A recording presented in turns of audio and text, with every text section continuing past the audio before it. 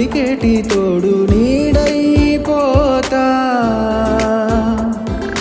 నీతో ఉండే చాలు సరిదూరవు సామ్రాజ్యాలు రాత్రి పగలు లేదే దిగులు తడిసే. నేను బాగుంటాం కాదు, వాళ్ళు బాగుండాలని దీవించేదే రక్షాబంధం. తప్పనిసరిగా నాకు ఎవరైతే అక్క చెల్లెలు ఉన్నారో వాళ్ళు బాగుండాలని చెప్పి వాళ్ళు నాకు రక్షాబంధం కడితే వాళ్ళు బాగుంటారు.